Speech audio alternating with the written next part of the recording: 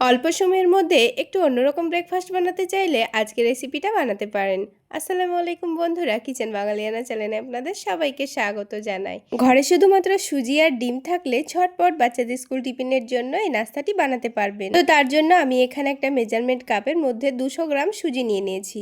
সুজিটাকে এবার আমি একটা মিক্সিং বোলের মধ্যে নিয়ে নেব। এবার এই সুজির মধ্যে দিয়ে দিচ্ছি 2 টেবিল চামচ মতো বেসন। তবে আপনাদের হাতের কাছে যদি বেসন না থাকে সেই ক্ষেত্রে আটা বা ময়দা দিতে পারেন। তবে বেসন দেওয়ারই চেষ্টা করবেন, তাহলে নাস্তাটা খেতে ভীষণই টেস্টি হয়। তারপর এর মধ্যে দিয়ে দিচ্ছি স্বাদ মতো লবণ, তার সাথেই 1 চা চামচ মতো চিনি দিয়ে দিচ্ছি। চিনি দেওয়ার চেষ্টা করবেন, তাহলে নাস্তাটা খেতে ভীষণই টেস্টি হয়। আর ঝালের জন্য খুবই সামান্য পরিমাণ মরিচের গুঁড়ো দিয়ে দিচ্ছি। আপনারা চাইলে চিলি ফ্লেক্সও দিতে পারেন। এর টেস্টটা একটু যেন ভালো আসে সেই জন্য অল্প একটু চাট মশলাও দিয়েছি। তারপর শুকনো উপকরণগুলো ভালোভাবে মিশিয়ে নিচ্ছি। এবার এখানে একটা ডিম দিয়ে দেব। ডিম দিলে নাস্তাগুলো খেতে কিন্তু আরও অনেক বেশি টেস্টি হয়। তাছাড়া নাস্তাটা প্যান থেকে উঠানোর সময় কিন্তু ভেঙে যাওয়ারও কোনো ভয় থাকে না। আর এখানে নিয়ে নিচ্ছি 1 কাপ উষ্ণ গরম পানি। এখানে কিন্তু সুজির ব্যাটারটা তৈরি করার জন্য উষ্ণ গরমই পানি নিতে হবে, তাহলে সুজিটা কিন্তু খুবই অল্প সময়ের মধ্যে ভিজে যাবে। তো পানিটা কিন্তু একেবারে পুরোটা দিয়ে দিচ্ছি না, বারে বারে অল্প অল্প করে দিয়েই আমি ব্যাটারটা তৈরি করে নেব। আর এই ব্যাটারটা তৈরি করতে কিন্তু পুরোপুরি 1 কাপ পরিমাণ পানি লাগবে না, অল্প একটু পানি আমি রেখে দিয়েছি, কারণ এই ব্যাটারটা একটু ঘন করেই তৈরি করে নিতে হবে। তো এখন এই ব্যাটারটাকে আমি অন্তত 5 মিনিট মতো রেস্টে রাখবো। ততক্ষণে কিন্তু ডিমের একটা পুর তৈরি করে নেব। আর এই ডিমের পুরটা তৈরি করতে মাত্র 5 মিনিট সময় লাগবে, খুব বেশি সময় লাগবে না। তো তার জন্য একটা বাটির মধ্যে 2টো ডিম ভেঙে নিচ্ছি।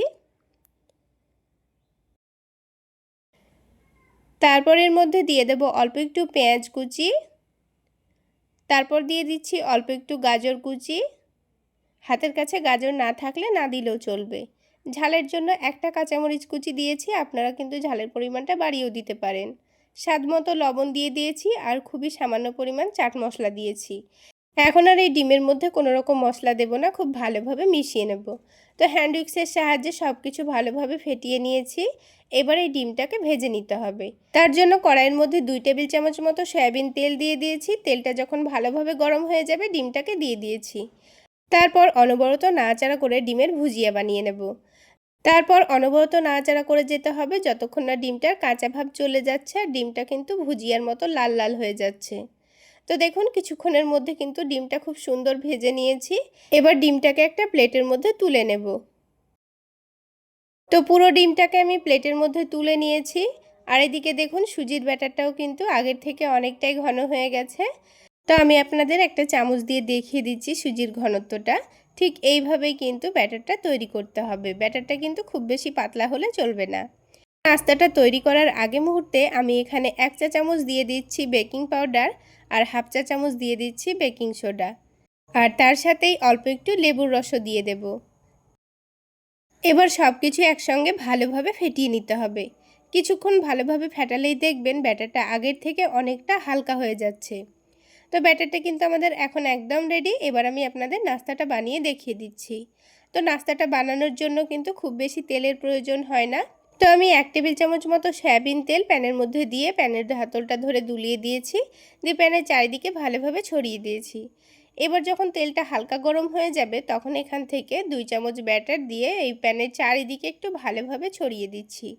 রুটির মতো গোল করে শেপ দিয়ে নিতে হবে। তারপর ঢাকনা দিয়ে ঢেকে লো আঁচে এটাকে 3 থেকে 4 মিনিট মতো এভাবে রেখে দেব, যতক্ষণ না পর্যন্ত উপরের দিকটা ভালোভাবে শুকিয়ে আসছে। তো দেখুন গ্যাসের ফ্লেমটা লোতে রেখেছিলাম আর উপরের দিকটাও কিন্তু খুব সুন্দর শুকিয়ে গেছে। এবার এর ওপর থেকে বেশি পরিমাণে টমেটো সস দিয়ে দিচ্ছি, তাহলে নাস্তাগুলো খেতে কিন্তু দারুণ লাগবে। তারপর চামচের সাহায্যে কিন্তু সসটাকে রুটির চারিদিকে ভালোভাবে ছড়িয়ে দিয়েছি। তারপর পুরো ডিমের ভুজিয়াটা আমি এর ওপরে দিয়ে দেব। তারপর একটু গোল করে সেট করে দেব। তারপর ওপর থেকে শসা কুচি দিয়ে দিচ্ছি। শসা দেওয়াটা সম্পূর্ণ অপশনাল, আপনারা চাইলে বাদ দিতে পারেন। তো শসা দেওয়ার পর আবারও ওপর থেকে টমেটো সস দিয়ে দিচ্ছি। আপনারা চাইলে এখানে অল্প একটু চিজও গ্রেট করে দিতে পারেন। যেইটুকু সুজির ব্যাটার বেঁচে ছিল সেই সুজির ব্যাটারটা আমি ওপর থেকে আলতো হাতে দিয়ে দিচ্ছি। সুজির ব্যাটারটা চারিদিকে এমনভাবে দিতে হবে যেন ডিমের পুরটা খুব ভালোভাবে ঢেকে যায়। তো ভালোভাবে দেওয়ার পর এটাকে ঢাকনা দিয়ে ঢেকে আবারও আমি 3-4 মিনিটের জন্য লো আঁচে রেখে দিয়েছিলাম। তারপর দেখুন ওপরের দিকটা আবারও খুব সুন্দর হয়ে গেছে। এবার ওপর থেকে আবারও আমি 1 টেবিল চামচ মতো সয়াবিন তেল দিয়ে দিচ্ছি। তারপর এই নাস্তাটাকে আলতো হাতে উল্টে দিতে হবে। আর দেখুন নাস্তাটা উল্টানোর সময় কিন্তু একটুও ভেঙে যাচ্ছে না কিংবা ফেটেও যাচ্ছে না, কারণ এই সুজির ব্যাটারের মধ্যে ডিম দেওয়া আছে। আর ডিম দেওয়ার কারণে কিন্তু নাস্তাটা একটুও ফেটে যায় না। তো দেখুন উল্টে দেওয়ার পরে আবারও আমি ঢেকে দিয়েছিলাম। তারপর এটাকে একটু চেপে চেপে সেঁকে নিচ্ছি। যেহেতু নাস্তাটা অনেকটাই মোটা হয় আর যেহেতু বেকিং পাউডার বেকিং সোডা দেওয়া আছে, তার জন্য নাস্তাটা কিন্তু অনেকটাই স্পঞ্জি হয়। তো দেখুন বন্ধুরা, অপর দিকটাও কিন্তু খুব সুন্দর ভাজা হয়ে গেছে। এখন আমি নাস্তাটা নামিয়ে নেব।